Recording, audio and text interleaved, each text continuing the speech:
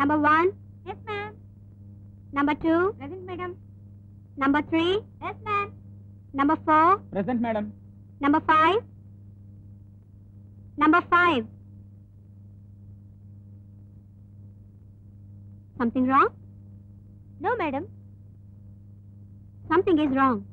ఏంటిలా కలిసి కూర్చున్నారు? New orders from vice principal. Boys girls పక్క పక్కన కూర్చోవాలని చెప్పారా?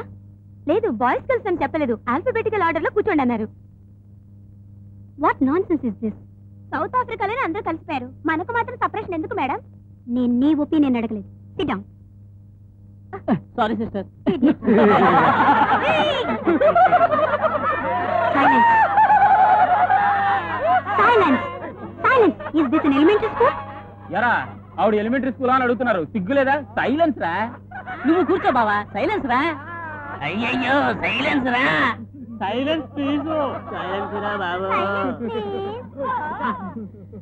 కొంచెం నోరు మూసుకుంటారా ప్లీజ్? Stop it.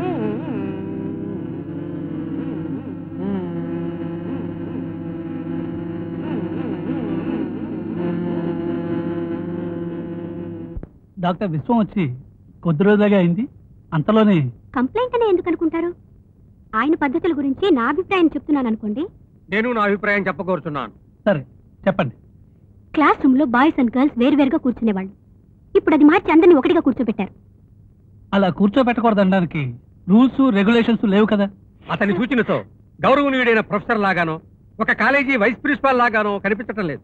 అతను ధరించే దుస్తులు సూచనతో సినిమాలో వచ్చే విలన్ పద్ధతిలో, ఇంకా చెప్పాలంటే ఒక దొంగల ముఠా నాయకుడిలాగా కనిపిస్తున్నాడా. ఇవాళ బాయ్స్ గర్ల్స్ ఒకటిగా కూర్చోవచ్చని చెప్పిన వారు రేపు క్లాస్ లో హిస్టరీ వదిలి సెక్స్ పాఠాలు చెప్పచ్చుగా? Why not? Sorry to barge in like this.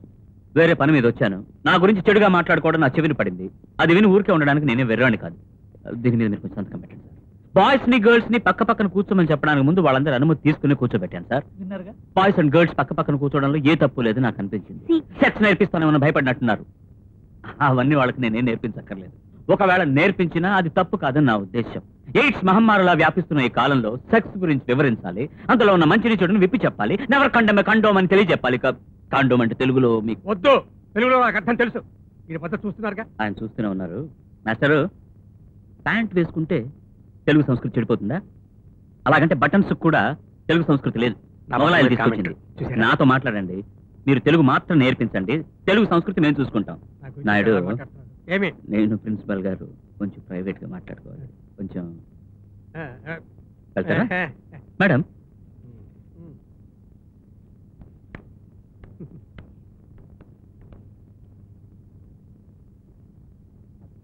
Satyanarayana కాలేజీలో నారాయణే మీ నాన్నని నువ్వు వాడితో చెప్పుండవు. చెప్పాను. అయినా వాడు అసలు లెక్క చేయలేదు. ఎవడు వాడు? అయ్యగారి పేరు.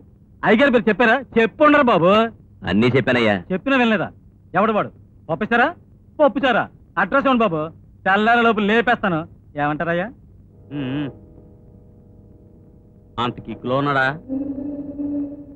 సత్యనారాయణ మనల్ని ఏడిపించడానికి ఆయన తెచ్చిపెట్టినట్టుంది. మల్లిగా అయ్యా,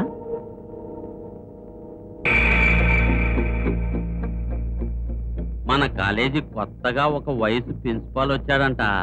అర్థమైందయ్యా.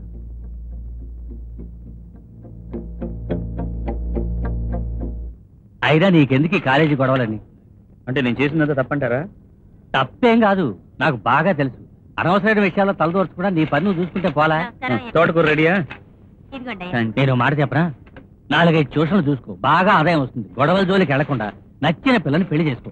పెళ్ళాం బిడ్డలతో సుఖంగా ఉండాల్సింది పోయి ఈ కాలేజీని ఉద్ధరించడానికి మనం ఎవరం? సార్, ఇప్పటికైనా ఈ కాలేజీలో సరైన మార్పు అనుకోండి. ఆ తర్వాత వానాకాలం వస్తుంది. అలాగే మార్పు దానంతా అదే రావడం వచ్చింది.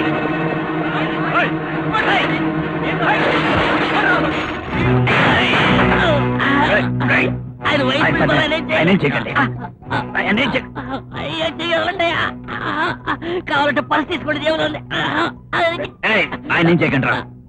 చెప్పే మట్ట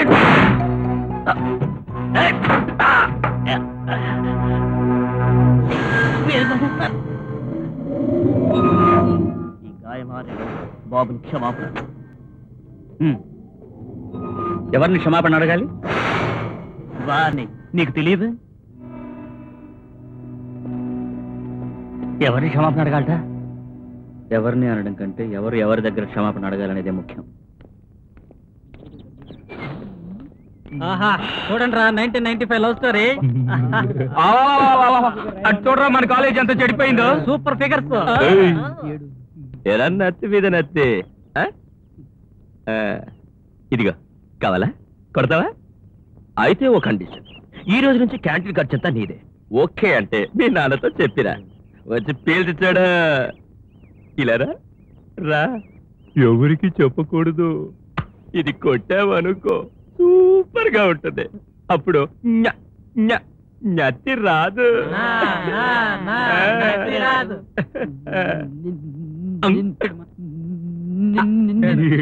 రమేష్ ఫిగర్లన్నీ క్లాస్కి వెళ్ళిపోయాయి, బయలుదేరతారా? తర్వాత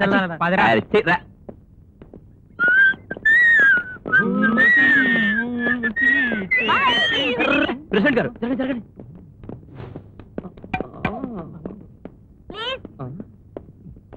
ఏమ్మా అందరూ అంత తొందరగా ఎక్కడికి వెళ్తున్నారు? హిస్టరీనా? అందరూ బయటికి రండి, అనాటమీ నేర్పిస్తా.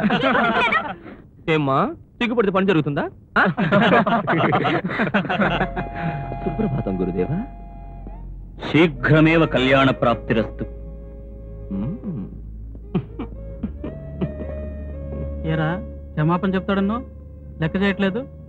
ఇప్పుడే కదా ట్రీట్మెంట్ ప్రారంభించాం, అది పని చేయాలిగా. చెప్తాడు. చెప్తాడా? చెప్తాడు. ఇప్పుడు ఇండియాలో జరుగుతున్న నిజాన్ని ఇండియా కూడా వద్దు, తెలుగుదేశంలో ఇప్పుడు జరుగుతున్న నిజాన్ని అలాగే చరిత్రలోకి ఎక్కించి రాబోయే తరాల వారికి అందిస్తే మన గురించి ఏమని విమర్శిస్తారో తెలుసా? నాగరికత మరచి, శుభ్రత అంటే ఎరుగని, సివిక్ సెన్స్ లేని గొర్రెల మందాని అంటారు. ఊరి మధ్యలో మురుక్కాలలు పారుతూనే ఉన్నాయి. తెల్లవారు లేవగానే కూర్చుని మల విసర్జన చేసే చోటు బాబు రోడ్డు అని నేర్పిస్తారు పెద్దవాళ్ళు. ఏ సార్, రోడ్డు మీద మీ దగ్గరికి ఎవరైనా అర్జెంట్ గా పరిగెత్తుకొచ్చి, సార్ నాకు అకస్మాత్తుగా భక్తి పుట్టుకొచ్చింది, పక్కన గుడి ఏమైనా ఉందా సార్ అని అడిగి, లేదు కానీ బాత్రూమ్ గురించి మాత్రం చాలా మంది అడిగి ఉంటారు. అయినా మనం గుడి కట్టడం గురించి మాత్రం మాట్లాడతాం, బాత్రూమ్ కట్టడం గురించి ఎందుకు ఆలోచిస్తాం? అదేమిటో తెలియదు, గోడను చూస్తే నిల్చుని ఒంటేలు కలిసి తీరాల్సిందే. అది మగవాళ్ళే సార్. సరే దెబ్బలాటొద్దు, మగవాళ్ళంతా నిల్చుని ఆడవాళ్ళంతా కూర్చుని. అంత దూరం ఎందుకండి? మన కాలేజ్ కిటికీలో ముక్కు పెడితే చాలు మలయ మారుతంలా ఉత్సవాసన వస్తూనే ఉంటుంది. అది కంపు అని మీరు అనుకుని ఉంటే అది అలాగే వదిలేసేవారా? వాసన అనుకున్నందువల్లనే ఆ సువాసన ఇంకా వస్తూనే ఉంది. ఆగండి ఆగండి ఆగండి. గోడ మీద రమేష్ వర్ధిల్లాలే, నిర్మలకే ఓటు వేయండి, బూతుమట్ల కవిత్వాలు ఇవన్నీ రాసే చోటని అనుకోవడం వల్లనే కదా గోడలన్నీ పాడు చేసి పెట్టారు అసహ్యంగా.